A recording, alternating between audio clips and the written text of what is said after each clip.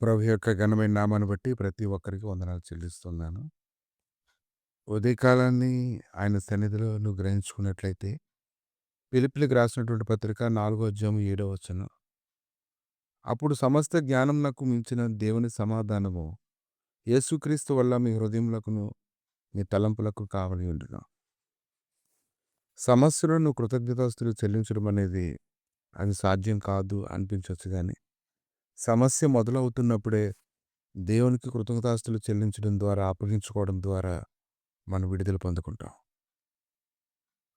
1 పేతురు 5 అధ్యాయం 7 వచనం. ఆయన మిమ్మల్ని గురించి చింతించున్నాడు గనుక మీ చింత యావత్తు ఆయన మీద వేయుడి. ఈరోజు ఆందోళన అంతటిని నువ్వు మోయవలసిన అవసరం లేదు. ఎందుకంటే ఒక మనుషుని ఆపడానికి దుష్టుడు పుట్టించేటువంటి ప్రశస్తమైనటువంటి ఆయుధం ఏదైనా ఉందంటే ఆందోళన. ఆందోళన ఎప్పుడైతే నీ హృదయంలోకి వస్తుందో అప్పుడు ఖచ్చితంగా నీవు బలహీనపడతావు. బలహీనపడినప్పుడు నీ విశ్వాసం నెమ్మది నెమ్మదిగా సన్నగిల్లడం ప్రారంభిస్తూ ఉంటుంది. ముఖ్యంగా చిన్న చిన్న అవసరతల కొరకే చాలా ఆందోళన చెందుతామని మనం గ్రహించుకోగలగాలి. మత్తయి సువార్త 6 అధ్యాయం 25 వచనం. అందువల్ల నేను మీతో చెప్పినదేమనగా ఏమి తిందుమో, ఏమి త్రాగుదుమో అని మీ ప్రాణమును గూర్చెను, ఏమి ధరించుకుందుమో అని మీ దేహమును గూర్చెను చింతింపకుడి. ఆహారం కంటే ప్రాణమును, వస్త్రము కంటే దేహమును గొప్పవి కావా? ఆకాశ పక్షులను చూడండి. ఇంకా ఆయన మాట్లాడుతున్నటువంటి మాటలని మనం జ్ఞాపకం చేసుకుంటే, మీలో ఎవడు చింతించటం వల్ల తన ఎత్తి మోడెక్కువ చేసుకోగలడు? కనుక ప్రతిరోజు ఆందోళన అనేది ప్రతి వ్యక్తిని నీడలాగా వెంబడిస్తూనే ఉంటుంది. బలహీనమైనటువంటి మనసు కలిగినటువంటి వారు లొంగిపోతూ ఉంటారు కానీ, బలమైనటువంటి మనసు దేవుని బట్టి స్థిరపరుచుకున్నటువంటి వారు దాని ద్వారా ఒక ఆశీర్వాదాన్ని తెచ్చుకుంటారు. కానీ నువ్వు ప్రతిరోజు ఆయన నీతిని, ఆయన రాజ్యాన్ని మీరు వెతకాలి. వెతుకుతూ ఉన్నప్పుడు ఆందోళన కలిగించేటువంటి ప్రతి విషయంలో నువ్వు విడుదల పొందుకోవడం ప్రారంభిస్తుంటావు. కీర్తన గ్రంథము 94 అధ్యాయము 19 వచనం. నా అంతరంగముందు విచారములు హెచ్చుగా నీ గొప్ప ఆదరణ నా ప్రాణమునకు నెమ్మది కలుగజేయుచున్నది. ఆయన శాంతిని మనకిచ్చారు. ఆయన సమాధానాన్ని మనకు అనుగ్రహించారు.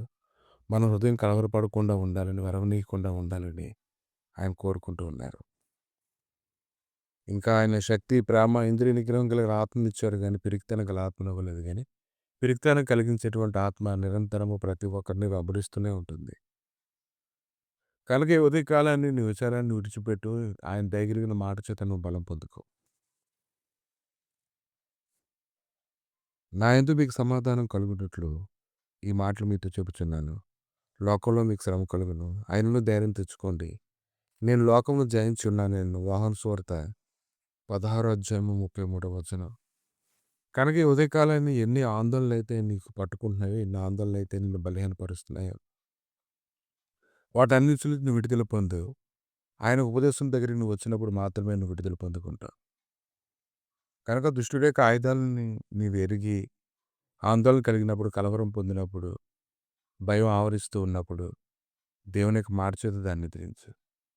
ఎప్పుడైతే అలా నువ్వు ఎదిరించడం ప్రారంభిస్తుంటావో అది ఇంకా నీ దగ్గరే ఉన్నట్లుగా నీకు అనిపించవచ్చు కానీ, నువ్వు ప్రకటిస్తున్నటువంటి విశ్వాసాన్ని బట్టి అది వెంటనే నీ వద్ద నుంచి తొలగిపోద్దని నువ్వు గ్రహించుకోగలగాలి.